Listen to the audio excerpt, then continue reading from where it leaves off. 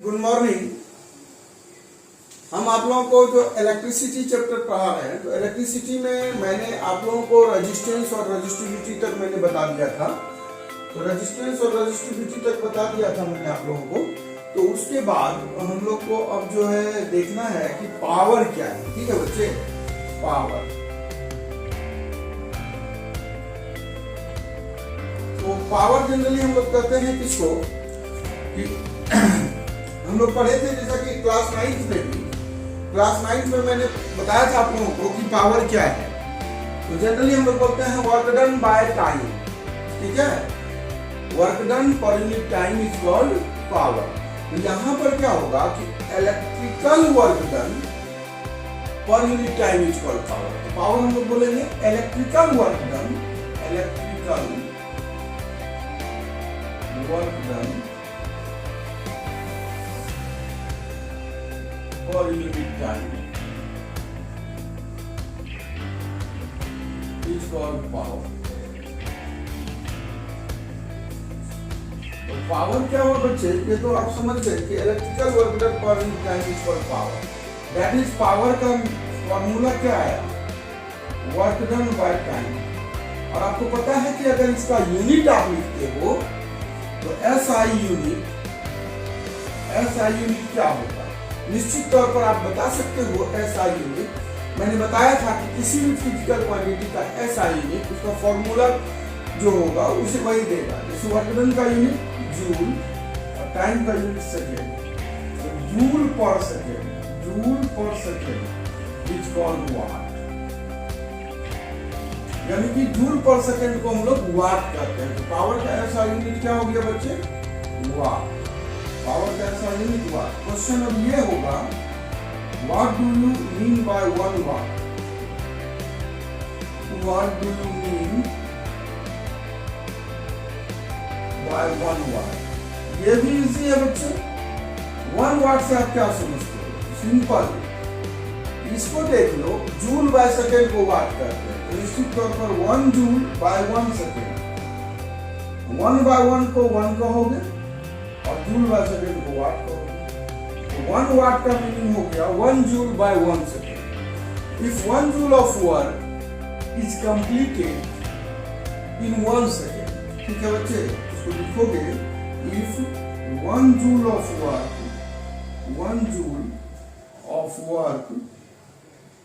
is completed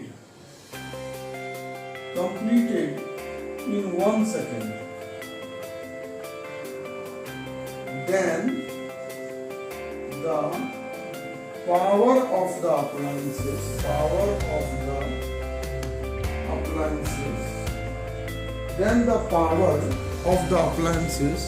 is called 1 watt। ठीक है, then the power of the appliances is called 1 watt। तो आप ये समझ सकते हो 1 वाट क्या हुआ। अगर इसी तरीके से बच्चे हम लोग 1 वाट की जगह अगर कह दे, सपोज करो कि 2 वाट का मीनिंग क्या होगा। मान लो कि 2 वाट लिख दिए, तो सिंपल है, 2 वाट का मीनिंग जूल बाय सेकेंड। यानी कि अगर 2 जूल वर्क कंप्लीट होता है या किसी अभी इलेक्ट्रिकल अप्लायंसेस के थ्रू 2 जूल एनर्जी कंज्यूम होता है और उसमें टाइम 1 सेकेंड का लगता है, तो हम लोग कहते हैं 2 joule of energy is consumed in 1 second is called 2 वाट। उसी तरह से 50 वाट, अब कहते हैं कि किसी भी अप्लायंसेस का पावर 50 वाट है, इसका मीनिंग हुआ कि 50 जूल बाय सेकेंड। 1 सेकेंड में अगर 50 जूल वर्क कंप्लीट होता है तो हम लोग कहते हैं 50 वाट। उम्मीद करते हैं कि आप लोग पावर को समझे, वाट क्या है इसको भी आप लोगों ने समझा। अब मान लो कि हम बोल देते हैं आप लोगों को, ये तो हम लोग समझ गए कि पावर का SI यूनिट आपने देखा कि वाट होता है। मान लो कि हम लोग बोल दिए बिगर यूनिट क्या होता है बच्चे, बिगर यूनिट ऑफ पावर। निश्चित तौर पर किलोवाट मेगावाट, गीगावाट, पिकोवाट, एक हॉर्स पावर। अब 1 किलोवाट में बच्चे 1000 वाट यानी 10 to the power 3 watt, 1 megawatt 10 to the power 6 watt, 1 gigawatt 10 to the power 9 watt, 1 picowatt 10 to the power 12 watt और 1 हॉर्स पावर 746 वाट। इस तरीके से ये भी आप लोगों को याद रखना है कि बिगर यूनिट ऑफ पावर क्या होता है। Kilowatt, megawatt, gigawatt, picowatt, horse power. मैं फिर से बोल दूं, kilowatt, megawatt, gigawatt, picowatt, horse power, और इन सबों को का कन्वर्सन वाट में क्या होगा ये आपको याद रखना है। ठीक है बच्चे, नेक्स्ट देखिएगा आप लोग कि अगर हम लोग बोले तो ओके स्टूडेंट, हम लोग अब पढ़ेंगे कि power in terms of different form. Power का डिफरेंट फॉर्म क्या होगा। तो हम जैसा कि हम लोग सभी लोग जान रहे हैं, सबसे पहले हम लोग ये पावर का डिफरेंट फॉर्म से पहले एक चीज और जान लें कि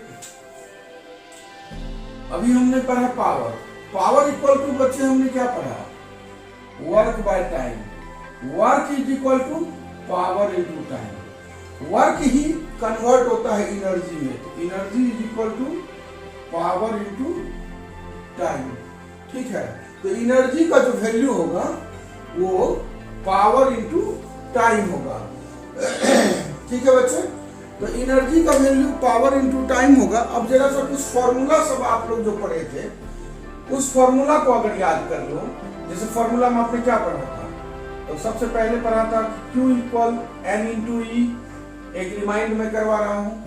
फिर क्या पढ़ा था, I equal Q by T, ये भी आपने पढ़ा था, I equal Q by T. उसके बाद आपने इसके बाद पढ़ा था V equal I R ohms law से, ये भी आप पढ़े थे। तो ये सब जो फॉर्मूला आपने यूज किया था बच्चे, तो इस फॉर्मूला को तो बाद में हम लोग देखेंगे, पहले हम लोग ये देख लें कि energy equal to power into time. तो पावर का आप अगर यूनिट लिखोगे तो वाट होता है, टाइम का यूनिट सेकेंड। अगर आप बिगर यूनिट लिखते हो पावर का तो किलो वाट, ठीक है, और टाइम का सेकेंड लिखेगा आवर। किलो वाट आवर ये जो है यूनिट हुआ एनर्जी का, इसको हम लोग कहते हैं commercial unit of energy. Commercial unit of energy, commercial unit of energy क्या हुआ, किलोवाट आवर। याद रखिएगा, जिससे कि हम लोग अपने घरों में इलेक्ट्रिसिटी का जो हमको रीडिंग आता है, बिल आता है, कि किसी को 500 रुपीज पर मंथ आया, किसी को 600 आया, किसी को 2000 आया, तो वो किलोवाट आवर जो आपके मीटर बोर्ड में होता है रीडिंग, वो किलोवाट आवर में होता है। तो कॉमर्शियल यूनिट ऑफ एनर्जी होता है किलोवाट आवर। अब है क्या, किलोवाट आवर जो होता है, मान लीजिए 1 किलोवाट आवर, इसका मीनिंग क्लियर है कि 1 किलोवाट इंटू 1 आवर। 1 किलोवाट में आप जानते हैं 1000 वाट, और 1 आवर में आप जानते हैं 3600 सेकेंड। तो टोटल को इंटू कर दीजिए तो 36 इंटू 10, जीरो कितना, 3 2 5, 10 to the power 5 watt second. ठीक है, इसको आप स्टैंडर्ड फॉर्म में लिखोगे तो 3.6 इंटू 10 टू द पावर 5 के जगह यहाँ 6 आ जाएगा, क्योंकि आपने यहाँ पॉइंट दे दिया 3.6 वाट सेकेंड। वाट सेकेंड, तो इस तरीके से 3.6 into 10 to the power 6 watt second. तो ये हो गया आपको क्या चीज, वाट सेकेंड को आप क्या बोलते हैं, जरा सा ध्यान देना। वाट सेकेंड को आप क्या बोलते हैं, यहाँ देखिए, power is equal to work by time हुआ। ठीक है, work equal to power into time. Work का यूनिट जूल, पावर का यूनिट वाट, टाइम का यूनिट सेकेंड। वाट सेकेंड को आपने क्या कहा, जूल, तो आप लिख सकते हैं 3.6 into 10 to the power 6 joule. ये हो गया 1 kilowatt hour. 1 kilowatt hour equal हो गया बच्चे 3.6 into 10 to the power 6 joule. ठीक है, इस तरीके से हम लोग kilowatt hour, what is the relation between kilowatt hour and joule, kilowatt hour और जूल के बीच क्या रिलेशन है? तो निश्चित तौर पर 1 kilowatt hour equal to 3.6 into 10 to the power 6 joule. ठीक है बच्चे, चलिए नेक्स्ट आते हैं। अब देखिए बच्चे, power in different forms, power का डिफरेंट फॉर्म्स क्या होगा? तो अगर हम लोग पावर का डिफरेंट फॉर्म पढ़ें तो सबसे पहले तो हम लोगों ने पढ़ा क्या कि power equal work by time होता है। ठीक है बच्चे, आपने ये भी पढ़ा हुआ है कि वर्क क्या होता है। तो आपने एक फॉर्मूला पढ़ा था कि V किसको कहते हैं? Potential difference. तो potential difference work done by charge को कहते हैं। निश्चित तौर पर work done equal to V into Q आपने पढ़ा था, ये तो आपने पावर का पढ़ा।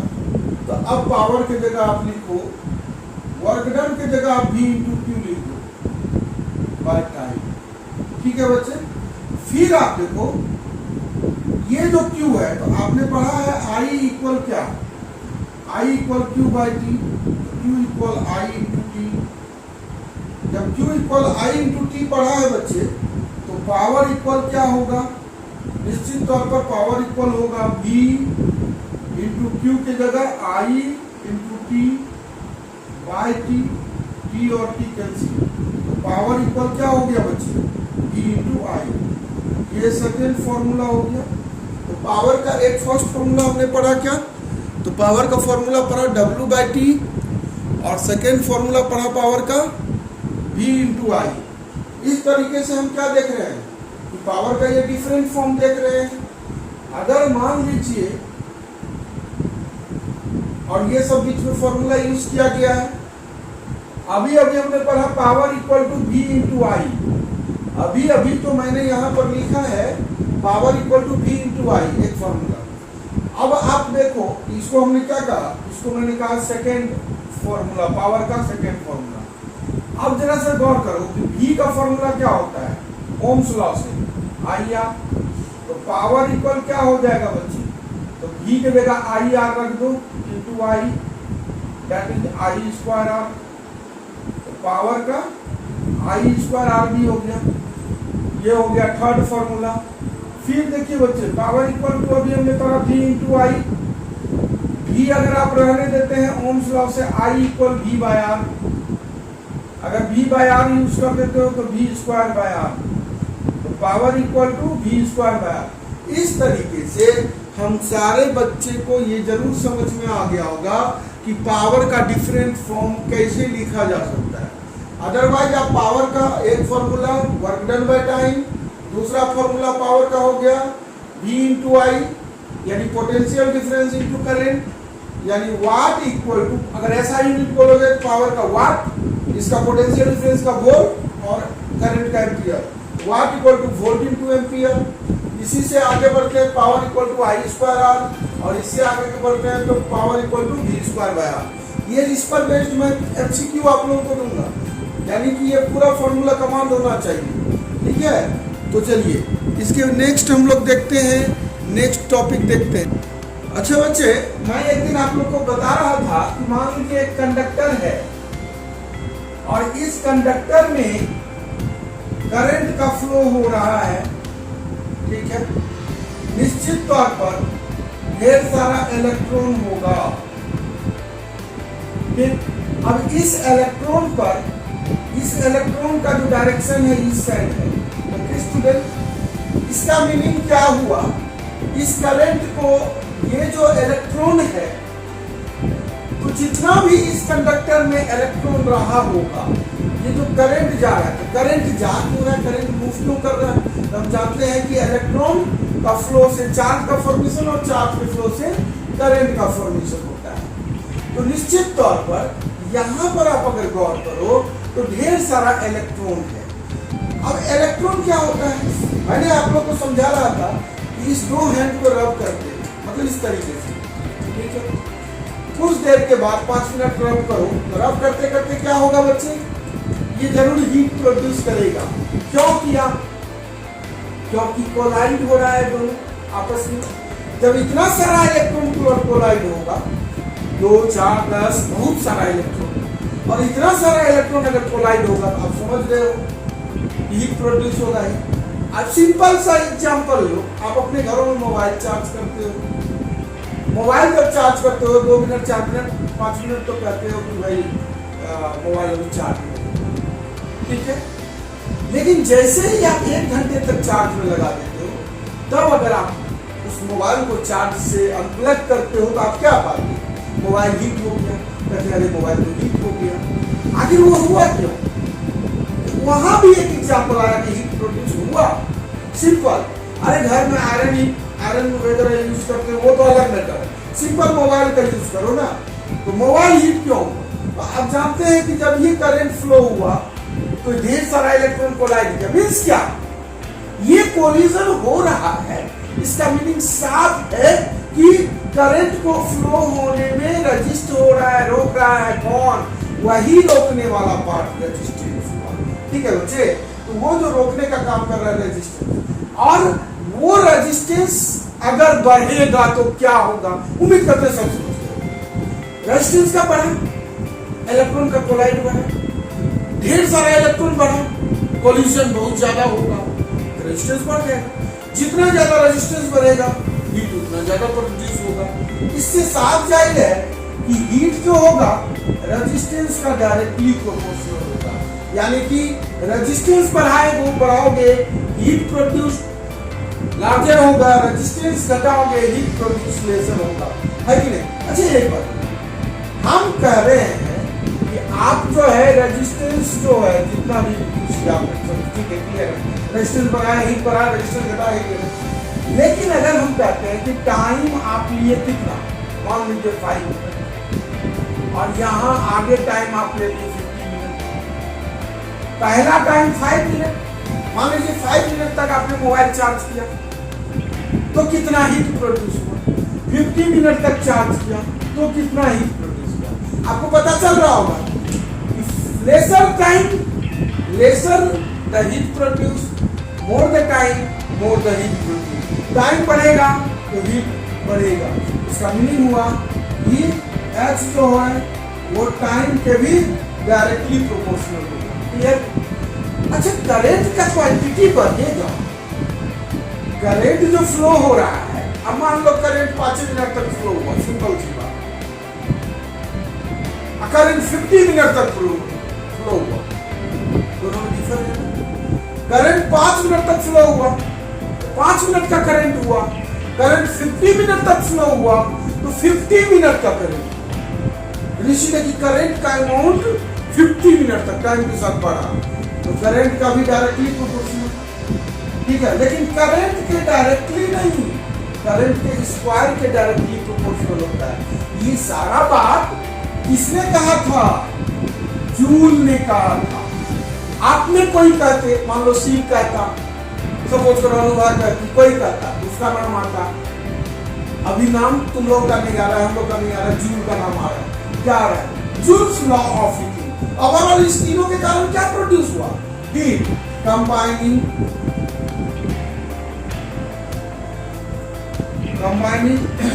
ऑल, इस सारे को कंबाइन करते हैं तो H equal I square R, H क्या आ रहा है बच्चे?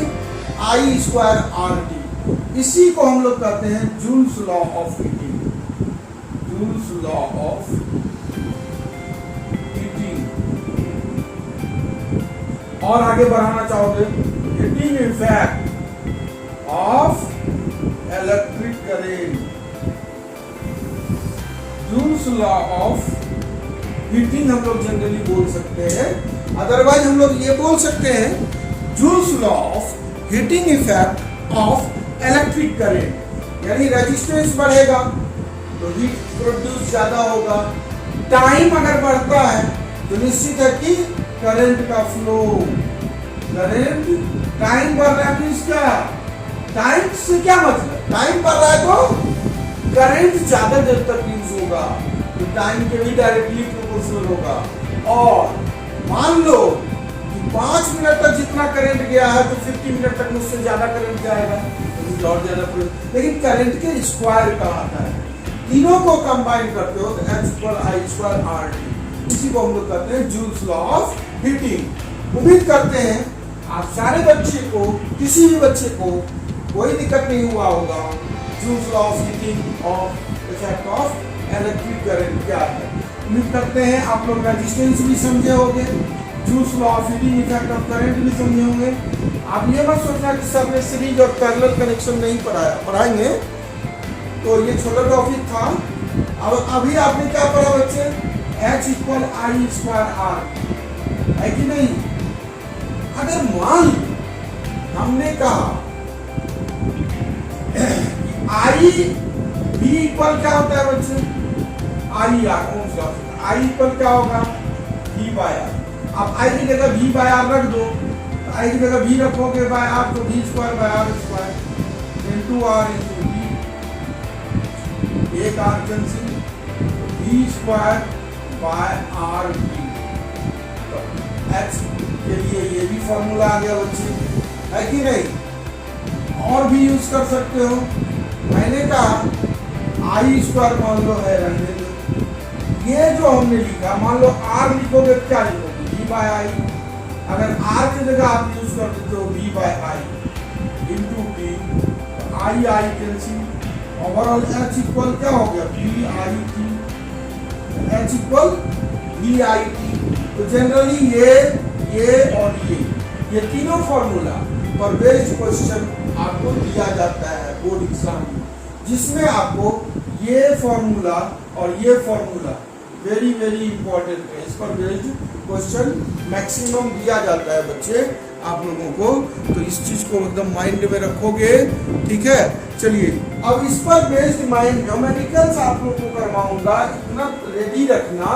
तो नेक्स्ट क्लास में इस पर बेस्ड न्यूमेरिकल करवाऊंगा, और मैं ये सोच रहा हूँ आप लोग को इसका 10 क्वेश्चन का क्विज भी करवाऊं, लेकिन हमको ये नहीं समझ में आ रहा कि क्विज करवाएंगे ऐसे तो आप लोग चोरी करके बता दोगे, क्योंकि एक क्वेश्चन में 15 मिनट का टाइम देंगे। जितना तक हमने पढ़ाया है उतना तक में 10 क्वेश्चन जो कि आपका न्यूमेरिकल बेस्ड होगा। मैं देख रहा हूँ अगर कोई उपाय लगा तो एक दिन के लिए मैं आपको लाइव क्लास लूँगा, मैं बताऊँगा ऐप डाउनलोड करने के। अगर हो पाया हमसे तो ठीक है, नहीं तो फिर क्वेश्चन ही देंगे। Okay student, thank you, have a nice day.